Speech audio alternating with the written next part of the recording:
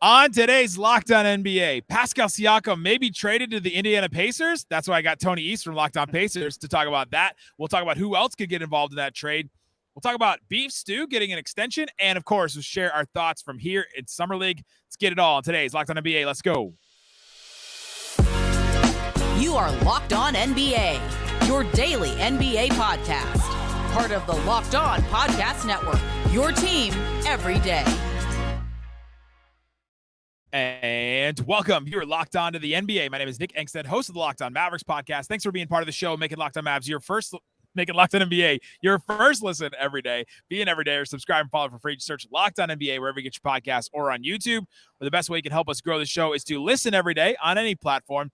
Comment below who you think Pascal Siakam is going to. Which team will get Pascal Siakam? Let us know in the comment section below. And joining me from Locked On Pacers, my roommate here at Summer League. What you got for me, Tony East? We're roommates in that we sleep in the same room. We're not roommates in that we're never there. We are always somewhere else doing something. Yeah. Here at Summer League, we've been here for a little while and enjoying it, but we got a lot of stuff to get into. We'll share some of our Summer League thoughts. We've seen a ton of games, ton of basketball. We've been to both the Wembanyama games, so we'll absolutely talk about Victor Wembanyama and our thoughts. And every Uber driver has talked to us about Victor Wembanyama. That's right. We'll also, and has said worse things than that to us this week. We'll also get into Isaiah Stewart or the Pistons getting an extension. A little sticker shock on that one. We'll get into that. But let's start here.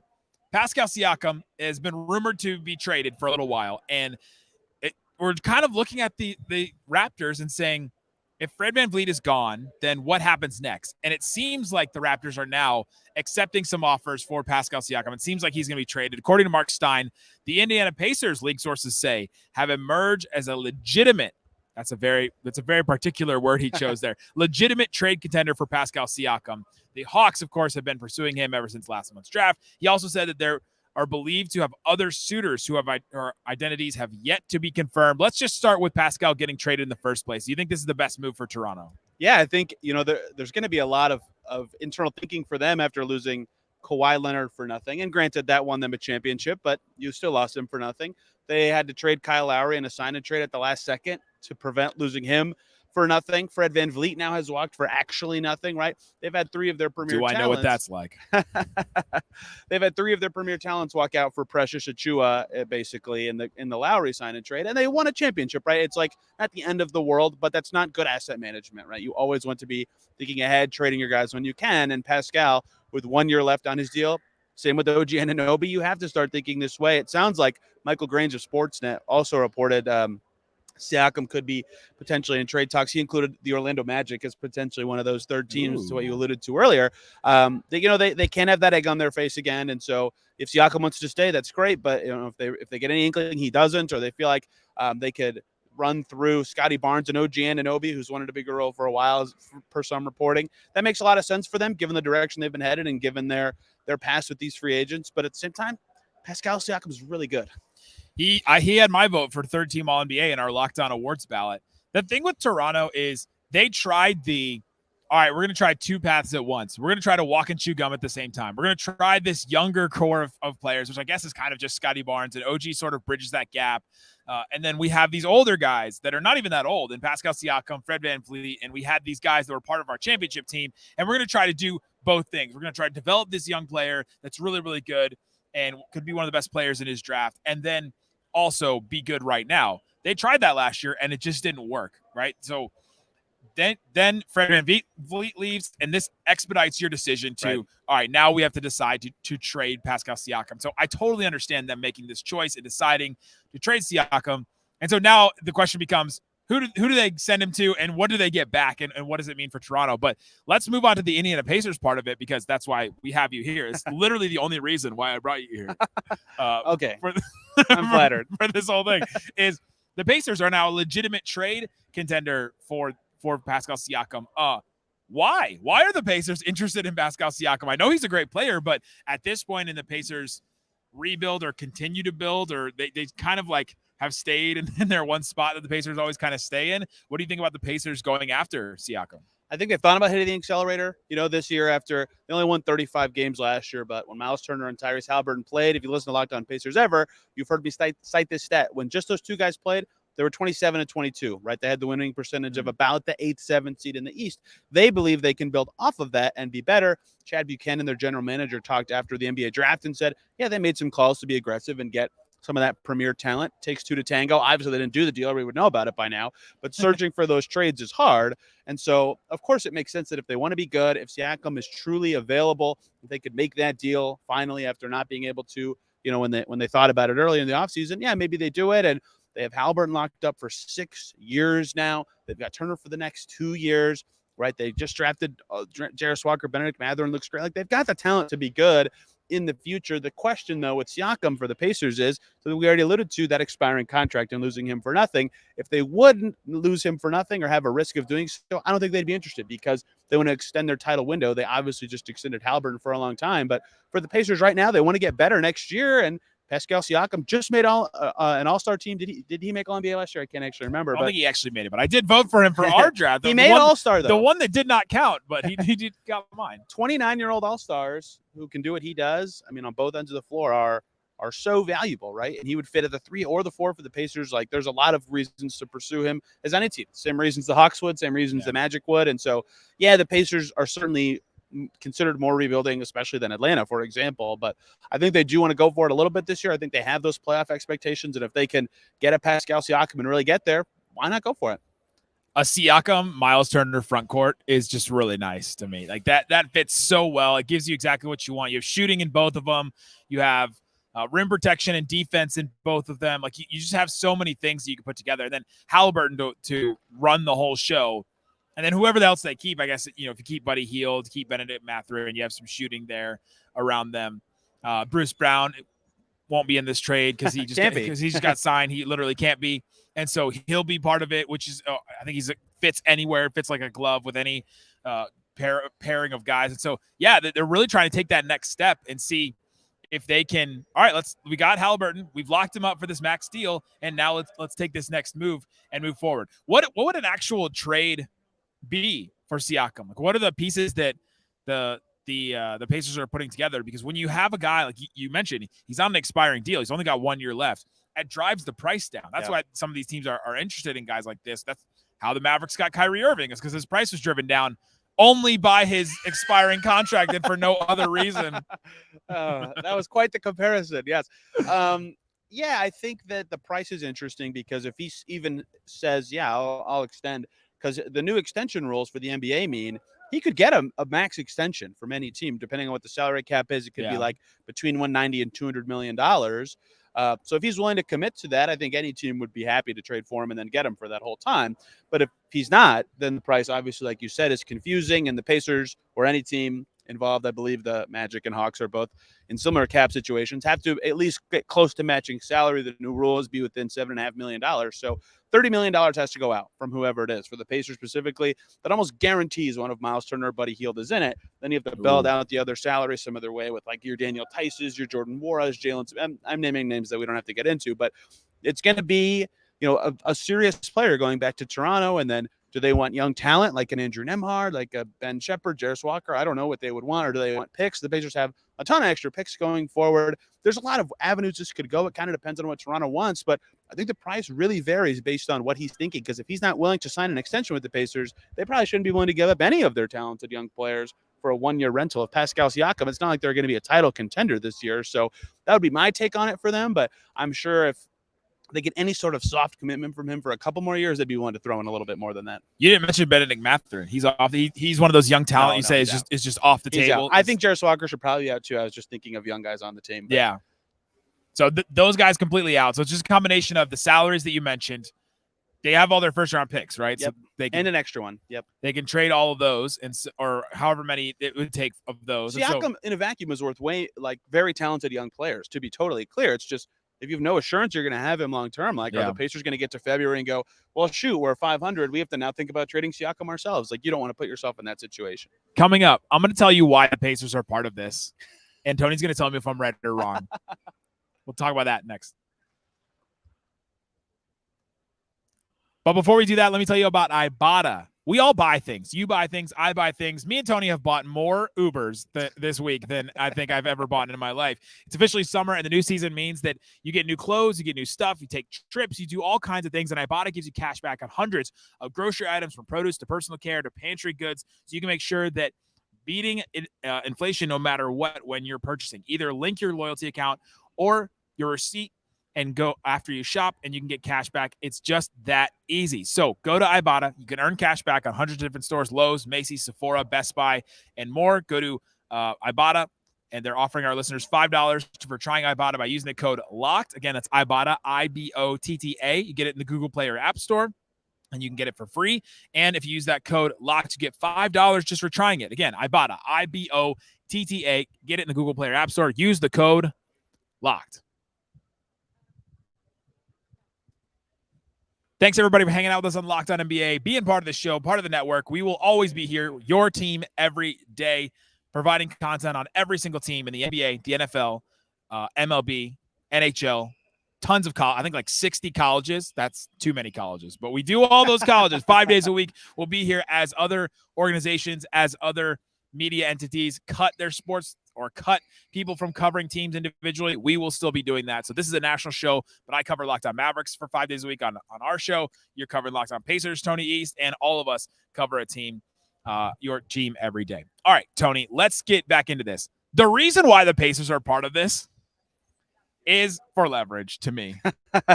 It could be the Pacers are a legitimate trade contender, but to me, the part in this that really stands out is the part where Stein says, the Hawks, of course, have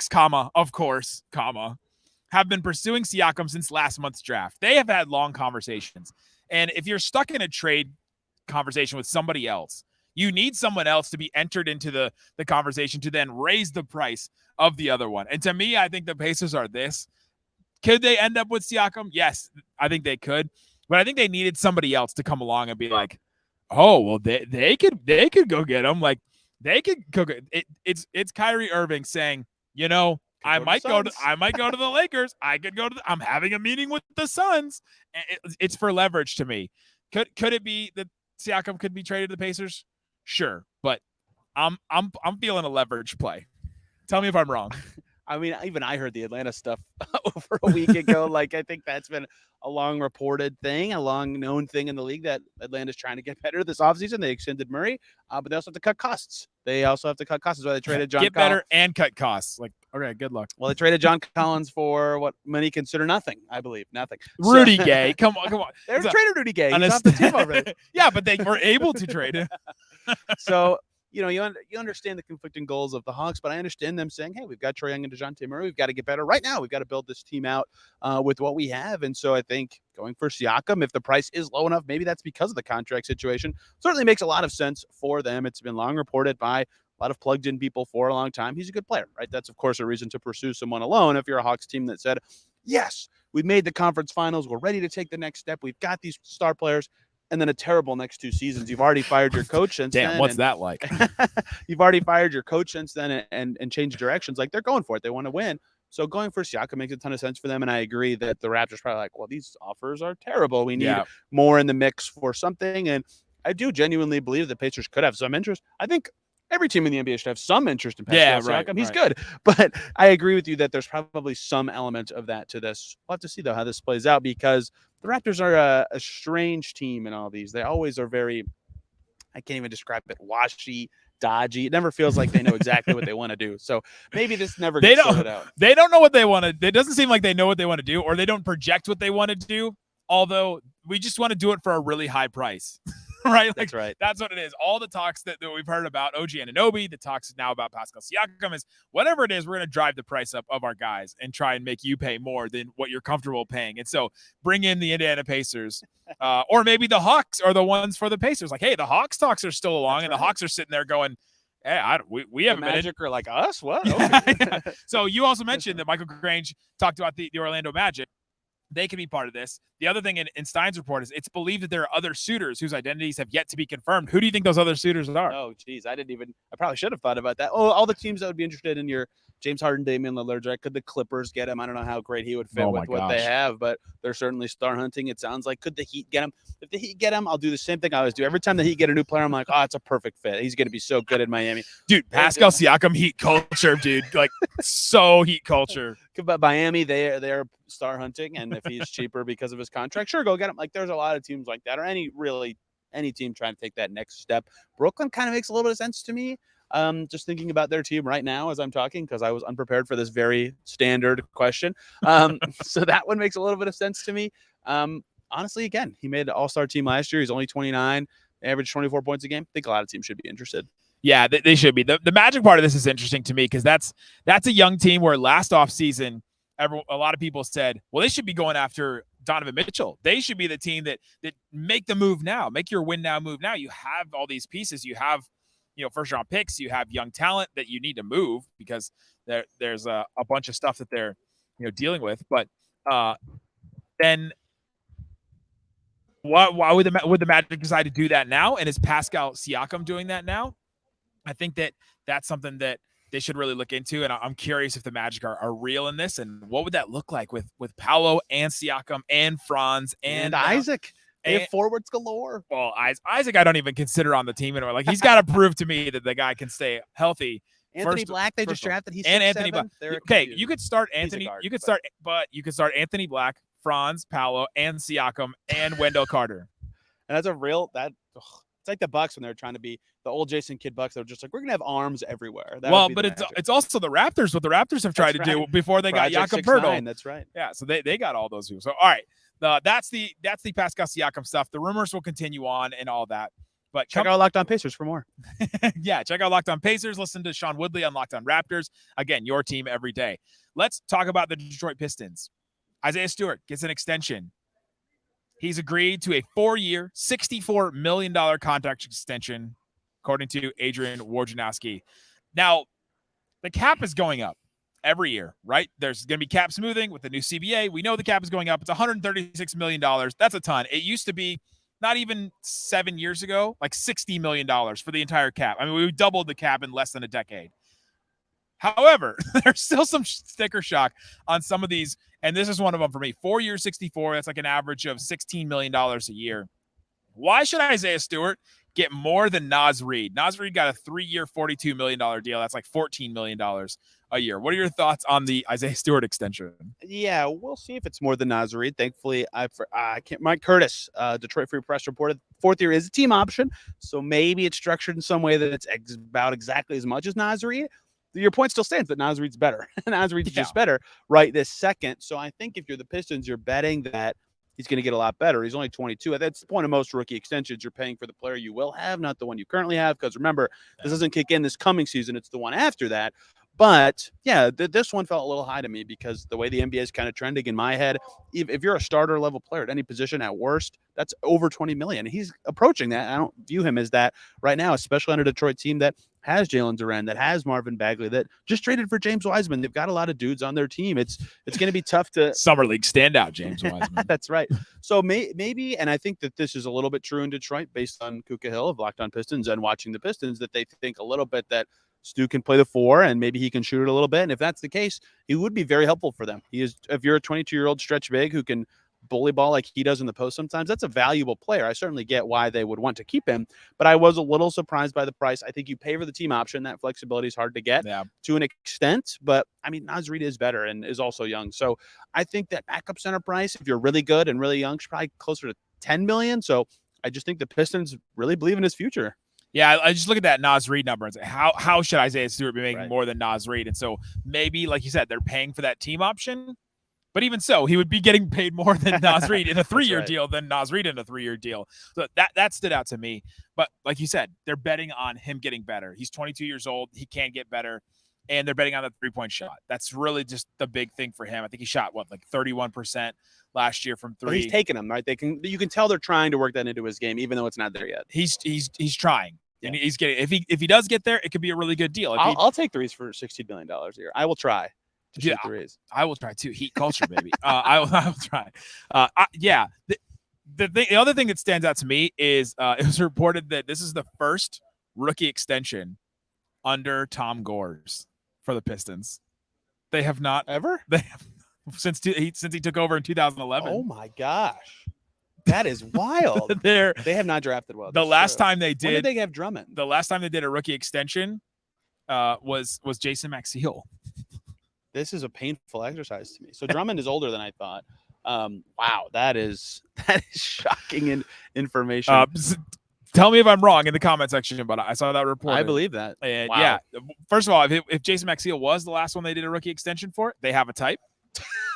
Yes, they do. So, because Isaiah Stewart, they've got a lot of guys on their team right now who very should get rookie extensions. Go listen to Locked On Pistons if you're interested more in this. I'm sure Koo will have many thoughts on Beef Stew and his extension, so go listen to that. But coming up, let's get into our summer league thoughts. Who is a standout? What do we think about Wembanyama, Scoot Henderson, Amen Thompson, Asar? We watched them all. Let's talk about that coming up.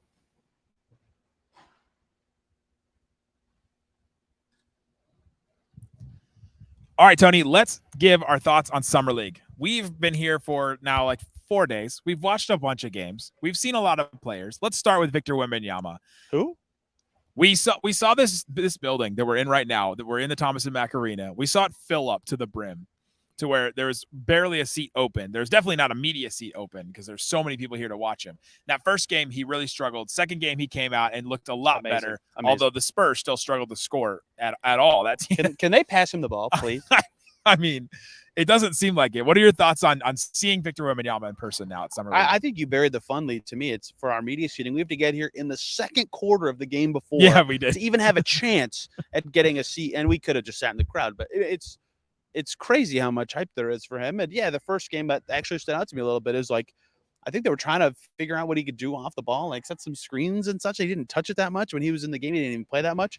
And then the second game, they were like, okay, let's just give this kid the ball, let him dribble and shoot some threes. Yeah. And he was showing that, if you've seen any highlight of him with Mets 92, he does the between the leg dribble before a lot of his threes, and he shoots it from 10 feet away, and all of a sudden he's on the other side of the rim getting a rebound on the. It's ridiculous how his wingspan lets him play. And in the first game, I think he was kind of feeling it out, which is a lazy way of talking about it. Like, he wasn't very good. I don't want to say that he, was. I don't want to excuse. He was that. Feeling it out and falling down. Yes, he was. Like he fell down a lot, but there was a lot of just he had the ball and he kind of not. I don't even want to say panic, but just like made a move that he wasn't ready for and either fell down or did something else. It almost felt like he was so focused on the team play part of it, like correct swing to my teammate, look under the rim, and that's all. It's not about me, guys. Yeah, in the second game it was about him. There is a me in team. And look, in the first game they got smoked. In the second game they almost won. I think, and he's done playing now, which is a bummer. But you could see him figuring out how to force his spots and make his moves. And the thing that stood out to me, I think the most, was some offensive rebounds. Like when he misses around the rim, he's just so tall. He's already there. He's already there. So we always talk about players with second jump. He doesn't need a second jump. He just sticks his arm up. He's got a good chance at it. So him getting the ball around the rim is going to be fascinating at the NBA level. Like, you've got to prevent him from getting it around there. And it doesn't help that he can take one-legged threes and between the legs dribbles. So he did take a one-legged three where he jumps off of 1 foot, and there's no way to even contest that. Yeah. I mean, who in the NBA can contest that shot? Anthony Davis? That might be the whole list. I mean, Giannis, because a lot of the guys who are big and athletic are Derek Lively, very ground bound kind of players. Yeah, Giannis and AD are probably the two that you would think of. And he did that. I don't want to call it a gimmicky shot because he can make it. But he did it a lot to draw fouls. In the French league, and they were down 4 when he took it. So I think he was trying to do the 4-point play, and it's like, man, he's really exploring that game. What do you have, 27 and 11 in that second game? Like, you can just tell how scared guys are being around him because of his size. So yeah, obviously I don't think he blew away expectations. In fact, I probably would say over 2 games he was slightly below expectation, but you can tell what the hype is. Like, it's crazy in these games. It's dead silent when he's out of the game. Dead silent in the arena. Even when he doesn't have like the it ball, is right now. Like, listen to it right now. That's what it sounds. There's no people in here, but that's what it sounds like. But then when he would catch it, you could, the ooh, everybody's like, what's he gonna do? Raises, and then it was Jackson Gatlin of Locked On Rockets, and I talked about this a lot. It was almost as if it was Boban. You know how Boban comes into a game, and when he gets the ball, everybody cheers, and when he doesn't, it all falls. Like, it really did feel like that with with Victor Wembanyama, but he's obviously a I lot likened it. better player. I likened it to the opposite of NFL games, where when the home team has the ball, their crowd silent so their quarterback can hear, and then on defense they get really loud. It was like the opposite of throws, that. It's free throws. So one thing that stood out with Wembanyama to me was everyone's saying, "Well, get him the ball. Get him. Can the guards just get him the ball?" That was me. You just pointed that out just now. When he was in warmups, everybody's on the court. There's a million players on the court. There's a bunch of people, rebounding balls and things like that. And he's standing over trying to take some jumpers. And he just kind of has his hand up, not even above his head, just like a little hand, just trying to wave at somebody. And I'm not trying to make a big scene. I'm not trying to be, he's just kind of waving his hand to try and get a ball. And it took him a while every time he shot, it took him a while to get the ball back. And there just wasn't this commanding presence of, hey, get me the ball back, and I'm going to keep shooting because I'm here to do what I'm here to do. And it's just something as a rookie you're going to have to deal with. And he's just such a mature, gracious person that you've heard him on the JJ Redick podcast. You just hear how thoughtful he is, and even in media here. Yeah. And someone like me or you that are very thoughtful people. I love being compared to Wembanyama. And completely very humble, but a very thoughtful person will. Well, I don't want to make a big scene. I don't want to make it all about me. He had the whole thing with Britney Spears. It was probably very embarrassing for him. I mean, there's just so many things going on and so much media. I think he even mentioned today, I'm about to take a month off from media after Summer League. And he's just got to assert himself. And that's just something that he's going to have to grow into as a star player in this league. And it's understandable that he hasn't done that at this point, but he has to assert his dominance. Where some players come into Summer League and like, all right, I'm the guy. I'm in here. Like this is mine. You start to see Jabari Smith do that in his second year. You start to see Jaden Hardy do it in his second year. You start to see guys really take over. Benedict Mathurin just now. Yeah. Benedict Mathurin it was one of those. And Scoot, but the difference between Wembanyama and Scoot Henderson. Now, Scoot Henderson's a point guard. He's going to have the ball all the time, but he asserted himself. He was, all right, this is my team. I don't care if Shaedon Sharp's on this team or anybody else. I'm just going at it. And so that's one thing from Wembanyama that I want to see going forward. But let's talk about some other. I would say too that sometimes these defensive prospects aren't that awesome scoring and stuff. Yeah, it's fair. Bigs even. I'm here. Yeah, right. And I'm here for Pacers, obviously. I didn't think Jarris Walker would score 10 points in a game out here, and he just did. But he scored 8 in the first game, right? He's a defensive prospect. He did all these other things, but those aren't the guys who typically have what we're about to talk about. These Scoot Henderson, holy smokes, moments, even if they are really good. But we should talk about the holy smokes moments from Scoot Henderson. Speaking of holy smokes, Scoot Henderson, first game. We didn't see very much of him. He had the injury. He's out now. But just seeing him, he just pops off immediately. Yeah. I mean, everything that all the scouts, that Raphael, that Richard Stayman, that Leif Tulane, all of them said about him is true and proved to be true. I mean, he's all of that. He can get to the rim at will. He just looks more like an athlete than anyone else on the court when he's out there. I mean, you can just see his arms and the way that he's just built out there, different than everybody else. I mean, that year between high school and the NBA really helped him, I think, to get ready and to be have an NBA ready body already. And so to me, he stood out a lot. Just the quickness, the getting to the rim, the way that he asserted himself. Scoot Henderson's going to be really, really good. He looked unguardable. Especially the very first quarter they played, but this is before he got hurt. I think he got hurt in the third quarter. I mean, that's all anybody was talking about is just holy crap, this guy's amazing. I wasn't even in the arena yet, but I was watching it in the hotel before my Uber came to get me, and he scored the first 3 possessions. I looked at the game. I was like, oh, this kid's just ridiculous.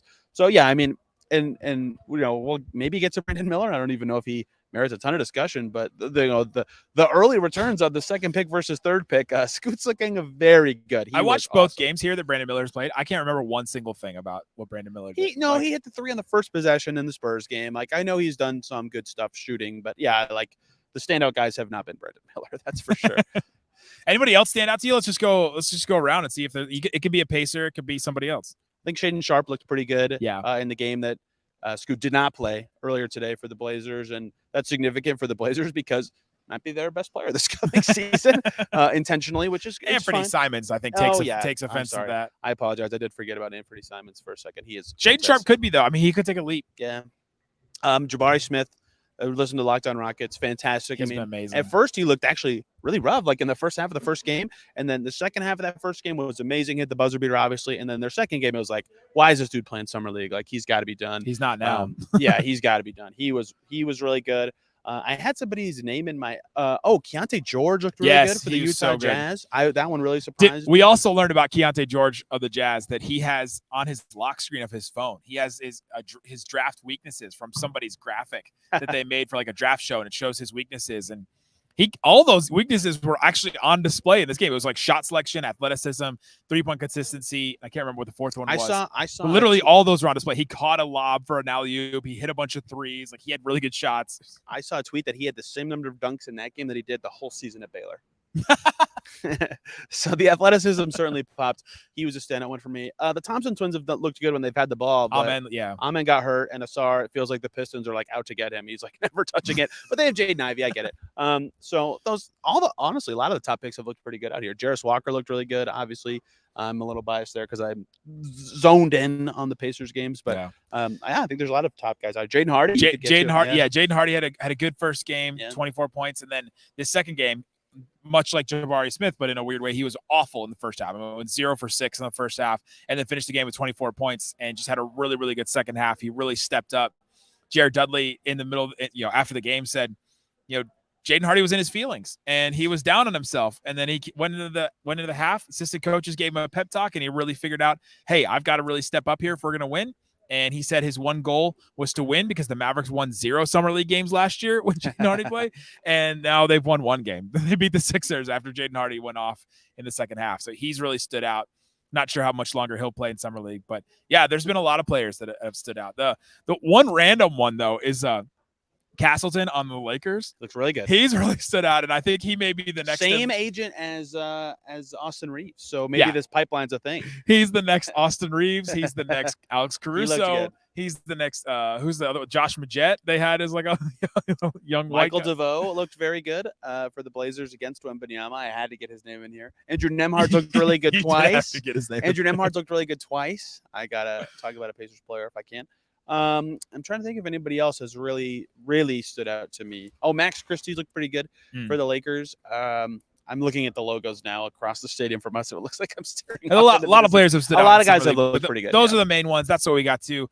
Tomorrow, you'll listen to John Corrales and Jake Madison talk all about the NBA, and I'm sure more things will happen as Joe Cronin. We didn't even talk about Joe Cronin's press conference today with Damian Lillard and how it could take months for the Damian Lillard trade. That's why we didn't talk about it, because it could take months for it. There's really just no update. He was like, hey, no update. Right. Could take months for this to happen. So they may talk about that tomorrow on Locked On NBA. Guys, thanks so much for listening to Locked On NBA.